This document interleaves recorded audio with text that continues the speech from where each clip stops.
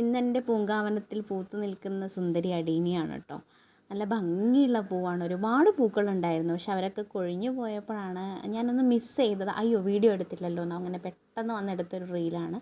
അപ്പം ഒരുപാട് പേര് പറയുന്നത് കേട്ടോ, അടീനി നമ്മൾ വാങ്ങിച്ചു കഴിഞ്ഞാൽ നഴ്സറിയിൽ നിന്ന് കൊണ്ടുവരുന്ന സമയത്ത് പൂവുണ്ടാവും, കുറേ കഴിയുമ്പോൾ പൂവുണ്ടാവില്ല, പുതിയ പ്ലാന്റ്സ് അതിൽ നിന്ന് വരില്ല.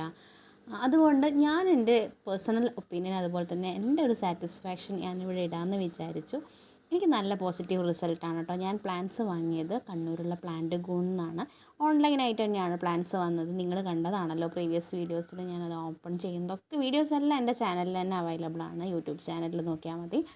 നമ്മൾ വീട്ടിലെ ഒരുപാട് വളങ്ങൾ വാങ്ങിച്ച് ചെടികൾക്ക് കൊടുക്കുന്നത് പോസിബിൾ അല്ല. അതുകൊണ്ടൊരു ബയോമീലോ സെറോമീലോ വാങ്ങിക്കഴിഞ്ഞാൽ നിങ്ങൾക്ക് ഒരുപാട് നാളത്തേക്ക് കിട്ടും. ചെടിയിൽ നിന്ന് വിട്ടുമാറി കുറച്ച് കുറച്ച് ഇട്ട് കൊടുത്തു കഴിഞ്ഞാൽ നല്ല പൂക്കളുണ്ടാവും.